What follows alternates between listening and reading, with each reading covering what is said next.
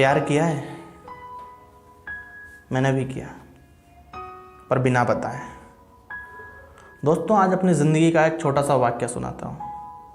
और उस दिन शायद ये शेर, ये लाइनें उस इंसिडेंट पे पूरा फिट बैठती हैं कि अगर किसी चीज़ को बड़ी शिद्दत से चाहो तो पूरी कायनात उसे तुझसे मिलाने में लग जाती है। दोस्तों, बात तब की है जब मेरे फ़ोन में नेट रिचार्ज तो उतना ही रहता था जितना कि आटे में नमक, और मेरे फ़ोन की बैटरी भी फ़ोन का उतना ही साथ देती थी जितना कि एग्ज़ाम हॉल में आपके फ्रेंड आपका साथ देते हैं। तो दोस्तों, बात हमारी सिर्फ एफबी तक सीमित थी, और वो भी तब जब मुझे किसी का वाईफाई मिल जाए, क्योंकि अपना नेट तो उतना ही रहता था कि नेट ख़त्म और सिम फेंकी, नई सिम लाए। तो एफबी पे बात ऐसे होती थी कि एक दिन पहले का भी मैसेज होता था तो मुझे तब मिलता था कि जब मैं फ़ोन किसी के वाईफाई से कनेक्ट करूं और फिर एफबी ऑन करूं। तो बात उस रात की है जब दोस्त से लड़ाई हो गई। उसने वाईफाई हॉटस्पॉट चालू नहीं करा और मैं एफबी पे ऑन नहीं आ पाया, और अगले दिन मैं उठा 8:30 बजे। उठते से ही जब एफबी ऑन करी तो एक मैसेज आया, टिडिंग। मैसेज उसी का था, और वो मैसेज पढ़ के मतलब मैं उस दिन खुद को बड़ा बदनसीब समझ रहा था कि काश मैं रात को इससे नहीं लड़ता।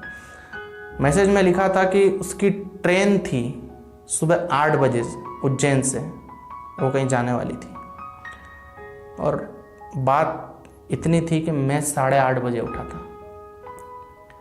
उस दिन खुद को बहुत कोसा और जैसे तैसे उदास सा मन लेके कॉलेज की तरफ निकल गया।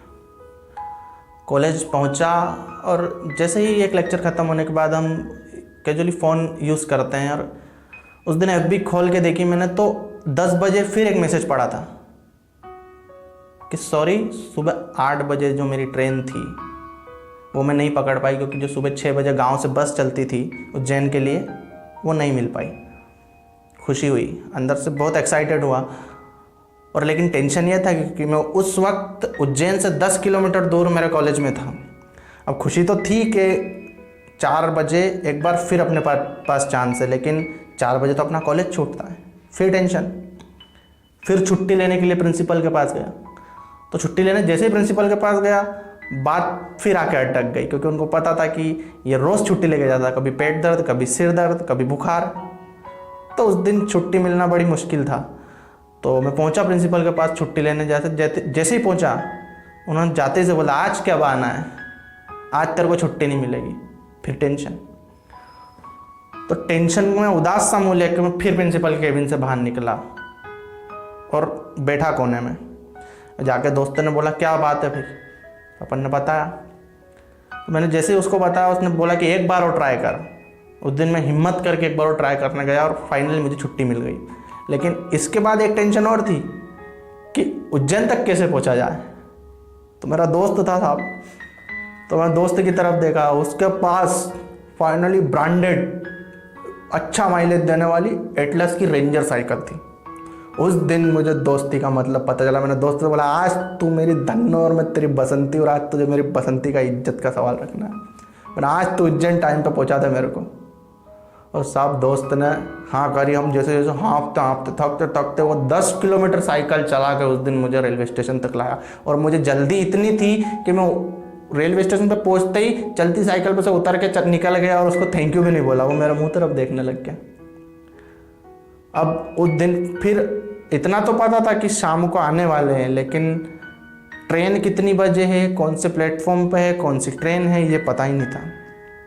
अब जाते ही से फिर वाईफाई कनेक्ट करने की सोची। अब रेलवे स्टेशन का वाईफाई तो जल्दी कनेक्ट हो जाता था, रोज़ जल्दी हो जाता था, लेकिन उस दिन कनेक्ट नहीं हुआ।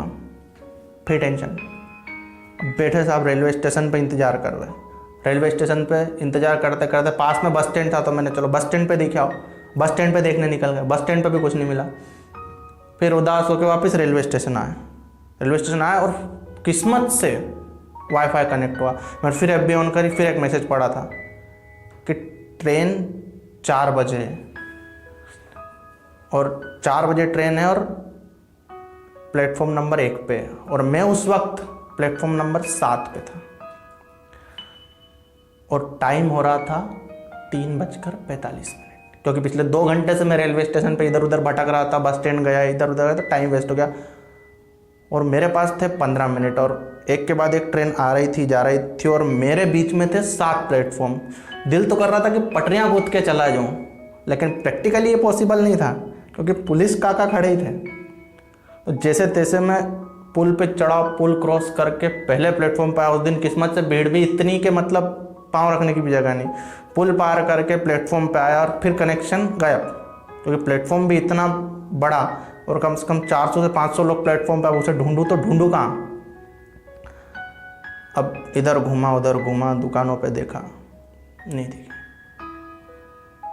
फाइनली थक हार कर मैं मुड़ा, और मुड़ते देख रहा था एक के बाद एक ट्रेन जा रही थी। जैसे जैसे ट्रेन जा रही थी मेरा दिल और घबरा रहा था। मतलब उस दिन घड़ी की टिक टिक भी सुनाई दे रही थी मेरा, और घड़ी की टिक टिक से ज़्यादा मेरे दिल की धड़कन धक धक धक धक। मतलब ट्रेन का जाना और मेरी धड़कन का बढ़ना दोनों सेम चल रहा था। फाइनली मैं मुड़ा, मैंने चलो ट्रेन भी निकल गई, मैं जाने लगा। गया गया, जैसे ही मैं पुल चढ़ने लगा पीछे से एक आवाज़ आई। मेरा नाम किसी ने बुलाया था, और मैंने जैसे ही मुड़ के पीछे देखा वो खड़ी थी। और मैं जैसे ही आगे बढ़ा, मैं जाने लगा। मतलब स्लो मोशन फीलिंग तो आ रहा था कि स्लो मोशन में जाऊँ, लेकिन स्पीड तो तेज़ करनी थी क्योंकि ट्रेन उसकी निकलने वाली थी। तो दोस्तों जाने लगा, और जैसे ही उसके हाथ मिला, उसका पापा पीछे खड़े थे। ये कौन? सारा गाना, इमोशन, स्लो मोशन सब एक साइड धरा रह गया। और जल्दी इतनी थी कि उससे हाथ मिलाया, और 2 बात करता उससे पहले उसके पापा ने बोला कि ट्रेन लेट हो गई है, चलो निकलो। और वो चले गए। दोस्तों किस्मत, उस दिन मुझे पता चला जब किस्मत अपने साथ हो तो मिल ही लेते हैं, कैसे ना कैसे मुलाकात हो ही जाएगी। ये थी मेरी कहानी।